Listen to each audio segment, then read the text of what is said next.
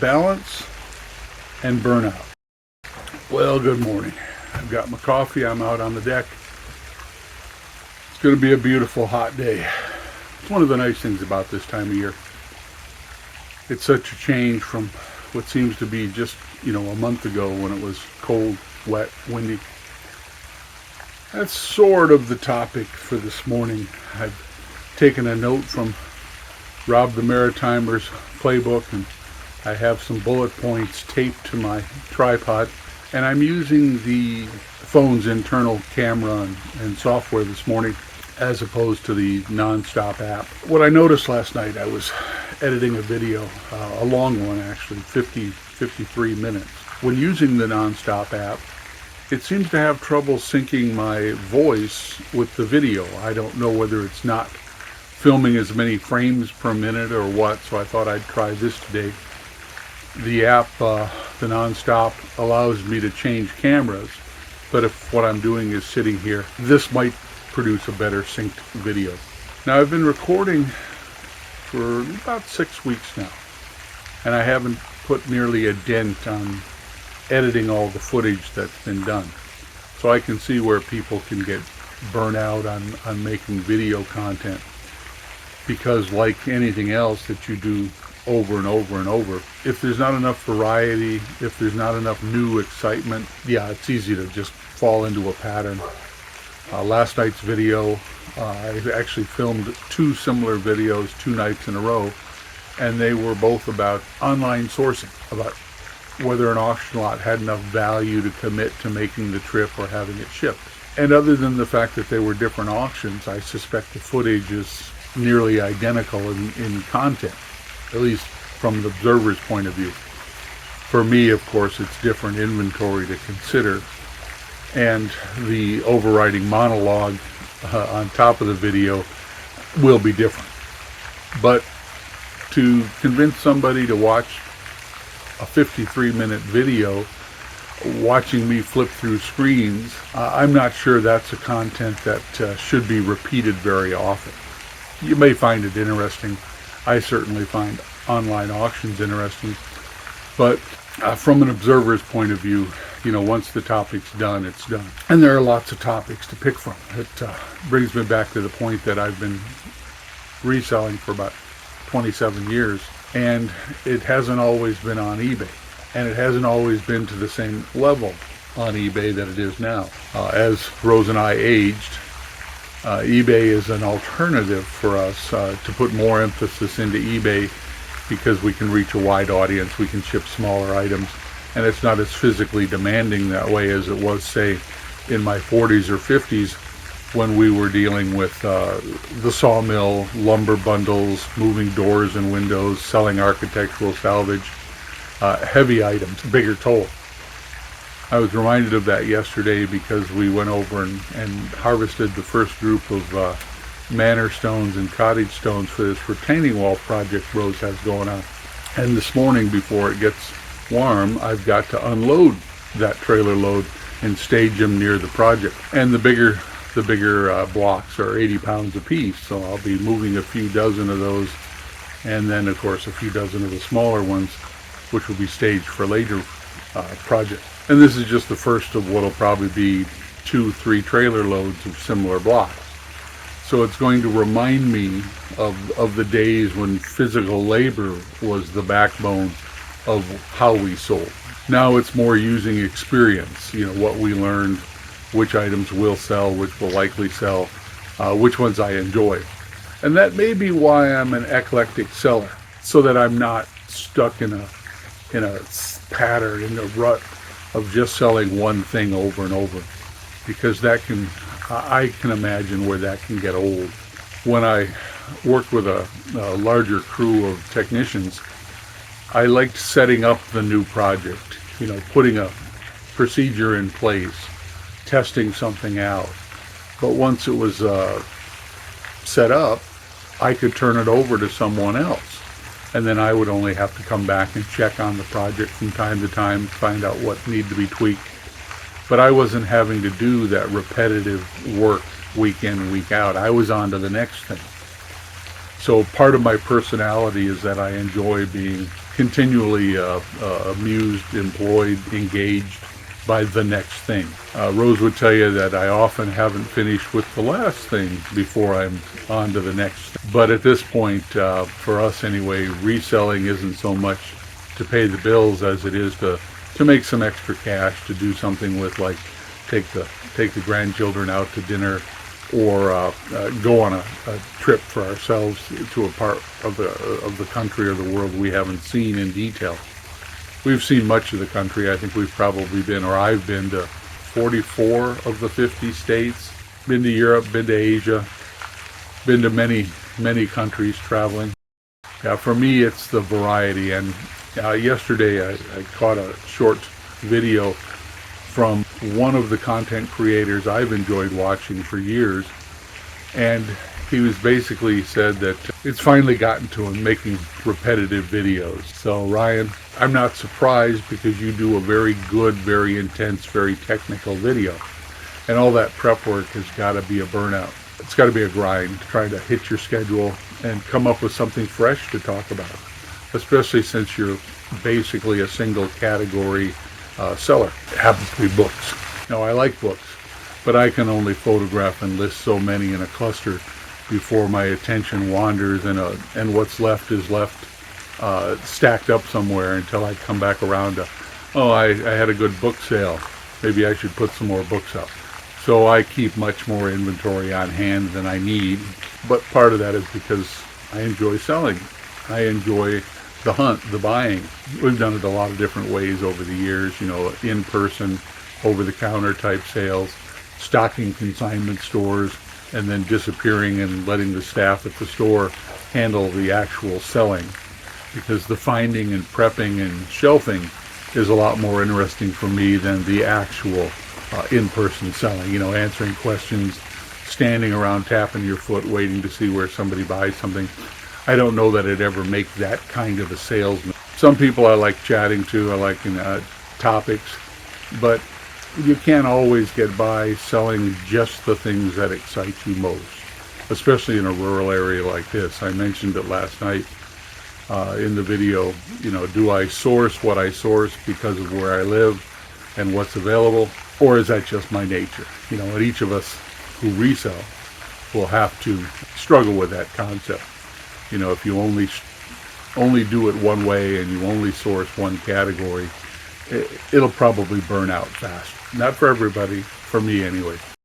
All right, so my list also says, it says I may have a short attention span problem.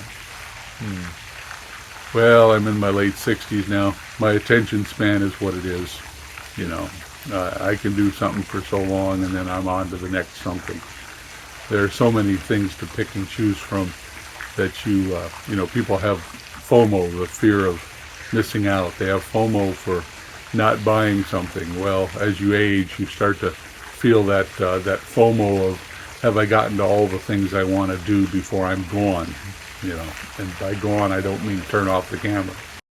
I find it more interesting, and I suggested this to Ryan, that making these casual videos might be a way to keep one foot in the content creating community and lessen the feeling of pressure and burnout if you don't keep your videos up to your normal standard. My favorite video is just to come out here in the morning with my coffee. Come out here in the morning with my coffee, turn on the camera and see where this goes. Yeah, I have a sheet of bullet points down below, but if I hit them, okay. If I don't hit them, I'll catch them on the next video. Now you compare that to a structured video, like where you pick one topic and you stick to one topic. And I intend to make some of those. I have several in my notebook already, and I'll get to those. But they take so much more in the way of, prepping, setting out the items you're going to want to talk about, pulling up the screens and having them ready on tabs, shifting between, showing something on the screen and talking. And a lot of skills I haven't learned yet. I haven't learned how to screen save. So last night's 53-minute video, much of it was me trying to hold the phone, filming my laptop screen while I tried to flip through the auctions with my other hand and then talk over top of my phone, which was, under my chin here, shooting at the laptop. So I am sure, as I was editing, I was noticing the movement of the camera. And they say those are skills that you'll improve with as you do this more and more. I hope they do. It'll make for a better video. But of course, these casual videos, they're easier to make, they're easier to edit. But all the gurus on YouTube who tell you how to go about making a channel, improving a channel, making money on a channel, getting monetized, they all tell you, niche down, make short 15-minute videos, let the algorithm push out your content, stick in one niche, stay to one topic. I don't think they're recommending or they're fond of this type of turn on the camera and see where it goes video format. Look, a baby squirrel. It's just to make the point that I get distracted right in the middle of something else. Something shiny and new catches my eye. It's true of some instances. The same shiny and new girl I met when I was 16, she's still hanging around. She's still shiny and new. My challenge isn't deciding what content should be filmed. It's the process of getting it all turned into videos. And it's slowing me down. And doing the editing, the rendering last night to upload a 53-minute video was nearly 3 hours just to get it up onto the YouTube platform. So I set it to go just as I was going to bed and figured I'd let it do it overnight. And because that process is somewhat automated, I then just needed to add a thumbnail this morning and I put it up. But if you're spending 20 minutes filming, you spend about 40 minutes editing this type of video. Longer if you're inserting clips and got a whole bunch of short clips because you're doing sequential actions like packing. You probably have then an hour waiting for the editing software to render it, and then hour and a half waiting for it to upload to YouTube, and then you're creating a thumbnail. So I suppose that's the reason why some people feel the need to be paid for this. Me, I'm doing this. So far, I enjoy it. We've been reselling for a long time, so we have a lot of stories, a lot of, give me a topic and a camera and I'll be able to chat on it for a while. But it doesn't necessarily make for content that people will want to watch or that will ever get monetized. Hopefully, the casual approach will help. And as I get some traction, I'll start getting some comments and some feedback, and I can begin to narrow down the topic. For instance, I think it may be more interesting in the realm of auction buying online if I simply show the mail calls, if I have them shipped, what's in the box, because I can do that, and then there's actual physical, tangible items in front of me, and we can look at those items. Or if I go and do a pickup, I can do a trunk haul or set it on the table like I did the last one and go over the items that way a little bit. Because sitting scrolling with a camera running in the background, I think it's going to be a non-starter. Unless, of course, somebody tells me they enjoyed that.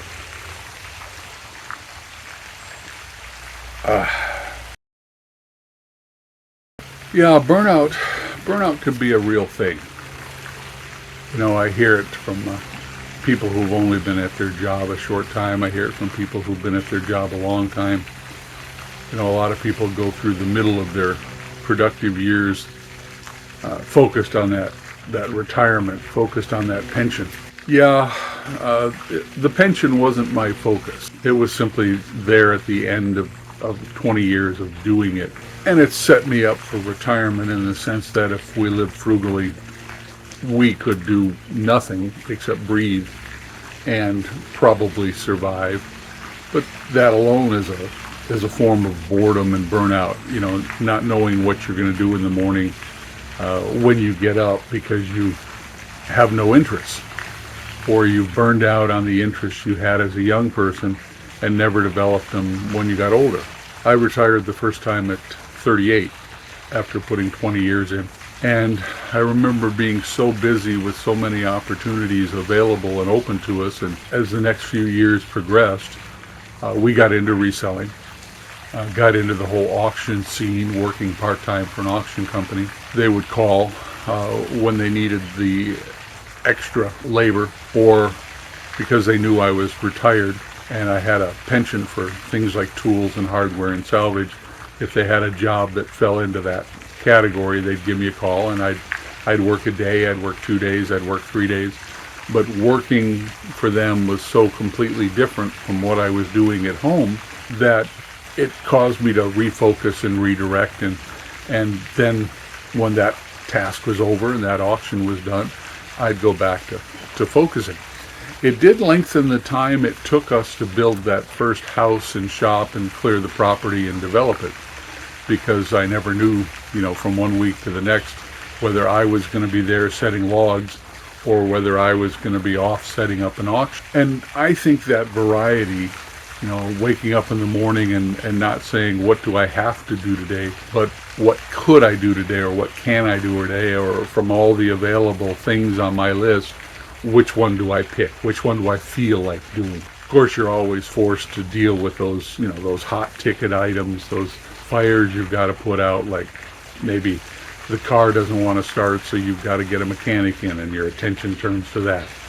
Or for a week, it was the tree cutters, followed by the people coming for the firewood. So all of a sudden, my schedule was revolving around someone else's schedule, when generally it doesn't. We had to have the cable guy back in to rehang the cable. So I'm waiting on the cable guy. But while I'm waiting, I just look at my list of things that I could be doing, and I pick one. And if I'm really not into it and I spend an hour or two, I pick something else. Because when you're retired and you have an income and a retirement income, you have a little more flexibility. And I think that might be the underlying factor for some people burning out, when they're relying on a particular event or action, sequence of action, to put the money in the bank they need for the food, the rent. I think there's somebody pushing them a little harder. They know that if they don't accomplish the task, they're going to have problems when it comes time to write the checks. Does anybody still write checks?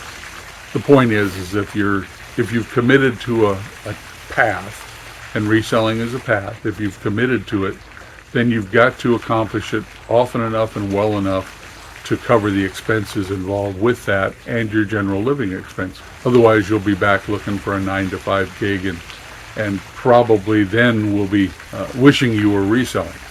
It reminds me of discussions I've had. There was a time in her youth where she wanted to be a blonde, so she bleached her hair, or whatever the equivalent was in the 70s. So brunettes want to be blondes, blondes want to be redheads, redheads are tired of it and want to be brunettes. So it really is a case of whatever you're doing, you're looking over that past your fence, thinking that the grass or the event might be greener. I sent the content creator who said he's going to leave the platform for a while, take a break, decide what to do. I sent him a note that said, yeah, it's funny how it's circular. When you're at sea, away from your family, your friends, you say, oh, it's going to be so much better when I get home. When you get home for a while, it is. But then I met plenty of people who then yearn to go back to sea. Oh, it's going to be so much better when I'm at sea. I can pull into a foreign port, I can have some excitement, I can leave the humdrum life behind me. And then once they're back out to sea in the daily routine, which is very repetitive, hours and hours of nothing going on, and then all of a sudden intense excitement. And for the duration of that intensity, wow, you're pumped, the adrenaline's rush. But then you go back to the routine. You're setting the watch, you're doing the maintenance, you're eating the same food over and over. Used to be so bad on the submarine that you'd get in the zone, and if they were serving you eggs, you knew it was breakfast. If they weren't serving you eggs and it was 6, it was dinner. People have a tendency to look over their shoulder and say, boy, if only this, that would be better. And I think it sets them up in some cases for expectations that are too high. Having lived as long as we have, there are times when life is simply monotonous. You take on a task like, for instance, building a house, and you can't stop partway through. And each section, whether you're good at it or like it or don't like it or not very good at it, it still has to be accomplished. And some of them you look forward to because they're your favorite. Some of them, they just run on too long and you get bored. Hopefully this video isn't running on too long and boring you. I also find that the seasons of the year are a bit cyclic like that. You hunker down more if you live in a climate where winter is harsh or winter is wet like it is here.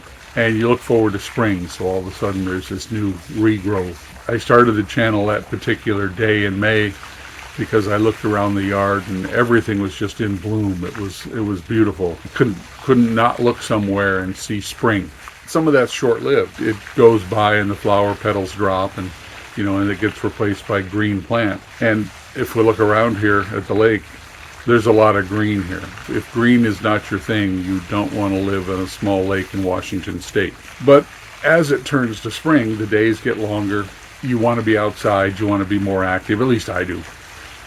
We used to set the houses we built up so that we got morning sun in the bedroom windows, or the skylight in the case of the log house. And it would just simply naturally wake me up earlier in the morning, and I'd get out there and I'd do whatever was unfinished, or I'd do what was on my list. It's invigorating. And as you get closer and closer to the end of summer and start rolling into the changing leaves of fall, and that winter is looming and the rainy season and being closed in, and you begin to get a little depressed. Out here they call it SAD, seasonal affective disorder. And a lot of the doctors pump us with vitamin D.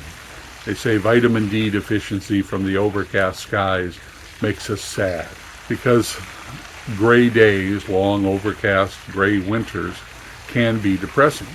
So you're really fighting the urge to burn out as you roll on into winter. And it's true too of rolling on into the last phase of your life. Hopefully this is not the last phase of my life, but as I tell my granddaughters, if I were a car fuel tank, I'd be down around a quarter looking for a gas station. It's just the nature of aging. There are things I can no longer do. I don't have the stamina for them. There are things I can no longer do as well, and you have to accept that, or that can cause depression and burnout. And you have to find new things to take their place. We used to be, 20 years ago, we sold on eBay, but not often. The items had to be something that was small enough, but something that would justify putting the effort into listing and then shipping. It had to have a requirement for a much larger audience than I could expect to get locally. Because in those days we used consignment stores, we used more auctions.